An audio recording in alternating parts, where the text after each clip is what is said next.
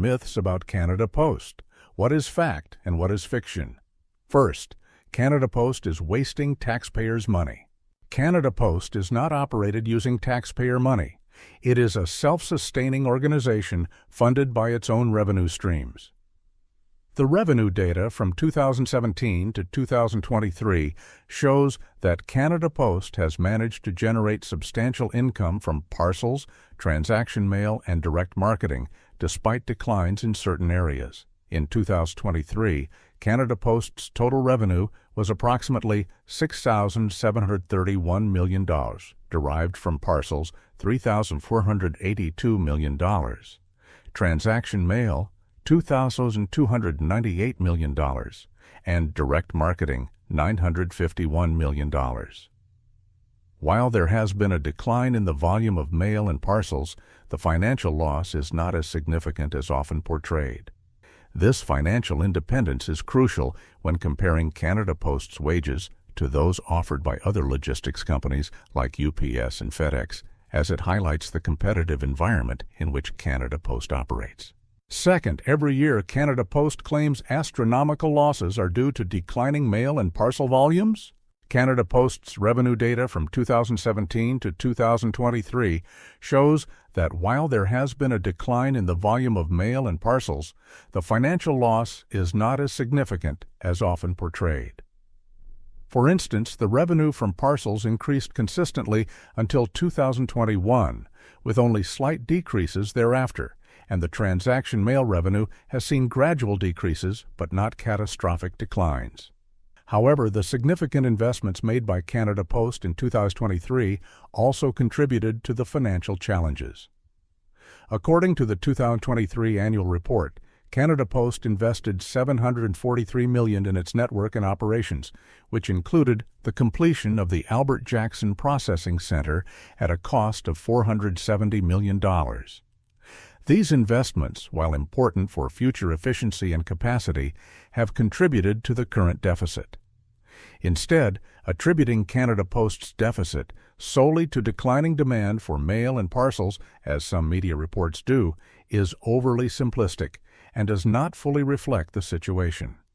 Inefficient management and the failure to respond to market changes have caused issues that go beyond simple demand reduction, and these problems are shared by other traditional logistics companies as well.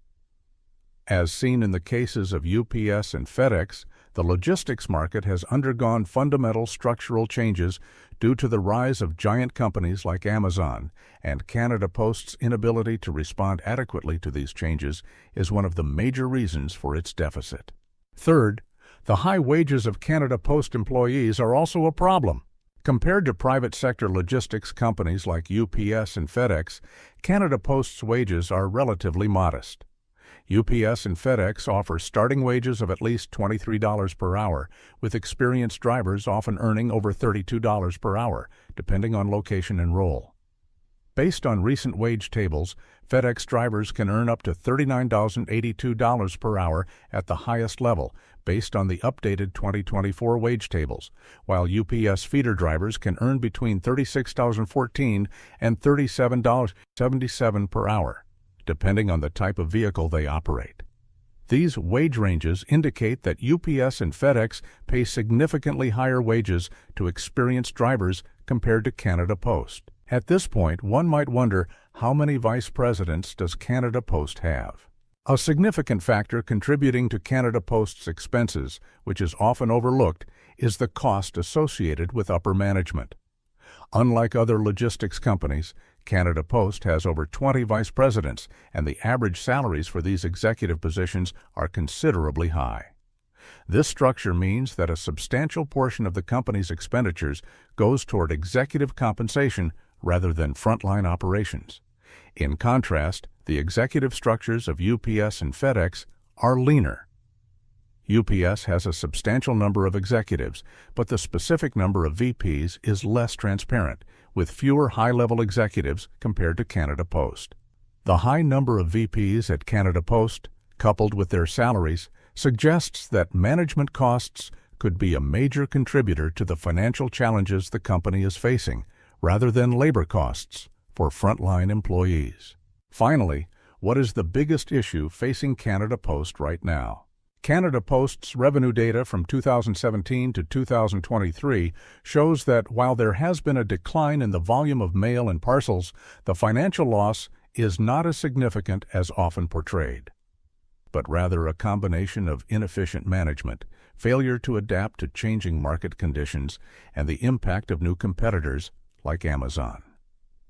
The starting wage of $21.80 per hour, with increases over time, is reflective of fair compensation for workers, and this should not be misrepresented as a major financial burden.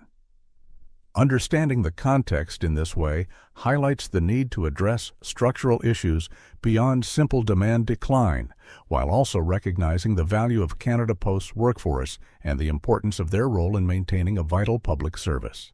Given the current situation, I believe it should be easy for Canadians to understand why an agreement between the union and Canada Post has not been reached. While researching this, I found myself leaning towards supporting the union. I'm curious to know what you think about this.